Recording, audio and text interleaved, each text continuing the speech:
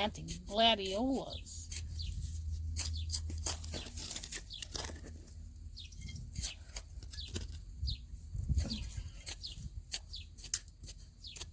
Where I live, it's so cold you have to dig them up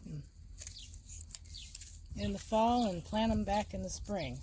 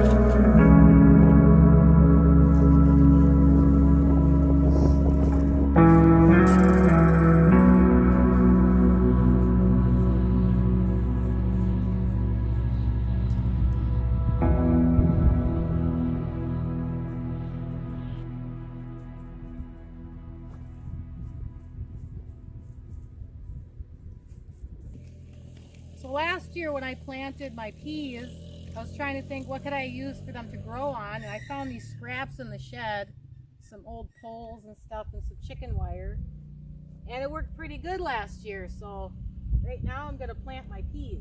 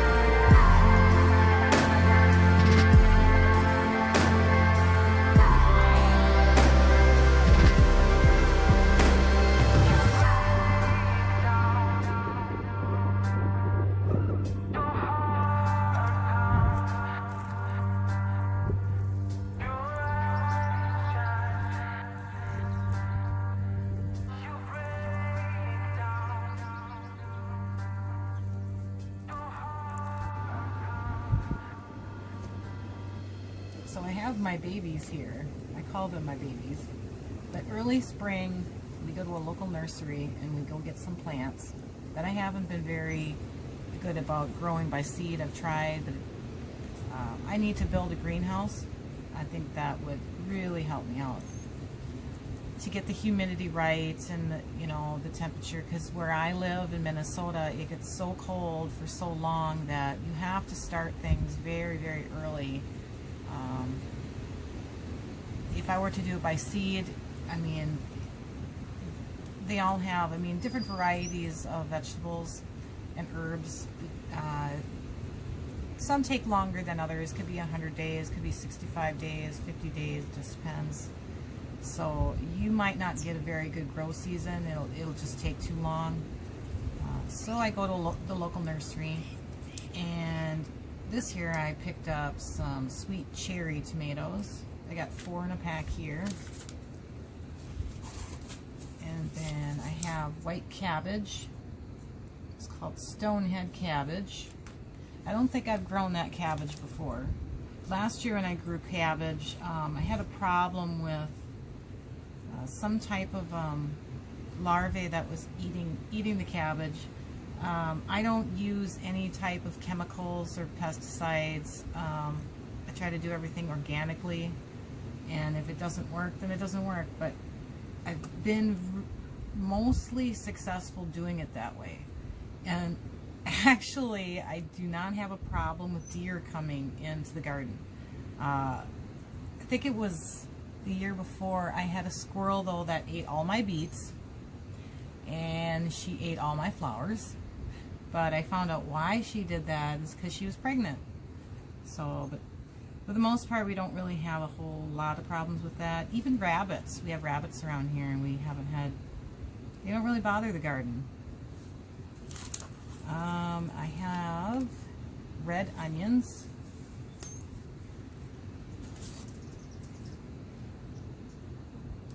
Anaheim chili. Pepper plant. Another Anaheim. We love peppers. Early girl tomatoes. This is, I believe, this is my basil plant. I need to get a white sage. I don't have that yet. I love growing white sage. Here I have a yellow bell pepper. And I have a red bell pepper. Orange bell pepper. Another pepper plant, red. That's an orange, yellow. This is a California Wanderer. I've never grown that one, not yet. And I have 4 Roma. Now these tomato plants, these get pretty big. And I'm big into canning. So even with the cherry tomatoes, I can with them. Like salsa and spaghetti sauce. And then with the cherries, you know, I like to go out and just eat them right off of the plant. I do that with my peas too. But yeah, this is the way I've been doing things for a few years now. And been pretty successful with it. And every year I learn something new. And last year, when I decided to plant, normally I would plant in around my birthday. And that didn't work too well because June 1st we had a frost. And I had to replant the whole garden. I tried to cover everything up, and it just didn't work. Sometimes if the leaves get burned, if they get, you know, the frost on them, or damaged even trying to cover them up, sometimes if you don't do it right, you can actually kill the plant. If the roots are still alive, the plant will survive. it just will be, it won't be as healthy. But I was able to save a few of them that way. So this year, even though it's really warm right now, what is it about? I think it's May 16th. Today is May 16th. I am going to wait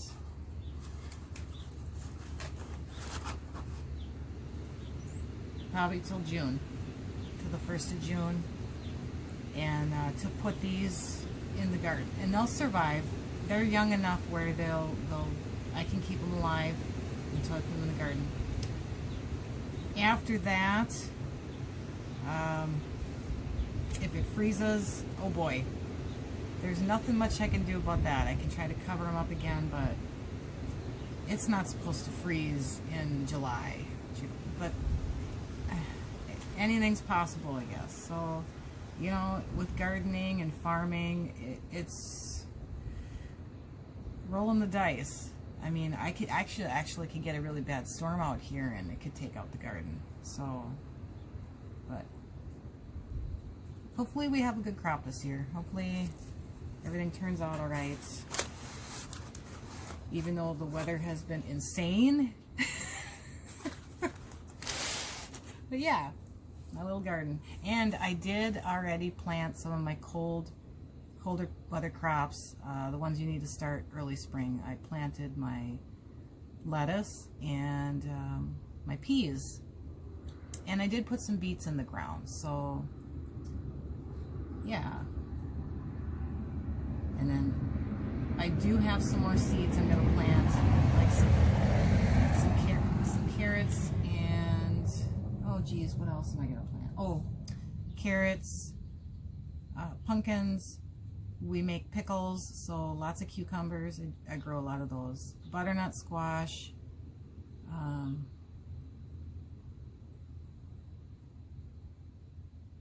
It escapes me. Oh, we did do some potatoes. Last year, we planted a lot of hot peppers. We're going to stay away from the hot peppers this year.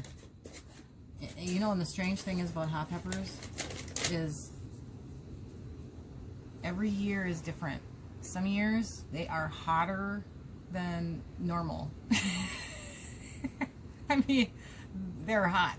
So I don't know if it's because of the weather, the soil temperature, the chemistry of the soil, or what is going on. But yeah, it's, and they can cross-pollinate too. So your plants can cross-pollinate with each other, and it can change the taste and the sweetness, the hotness, the it's interesting. And another thing that I learned is everybody knows about the honeybee, right? Well, honeybees are not the only pollinators. We have noticed different types of bees out here, and then we found out that every plant, certain plants need different pollinators.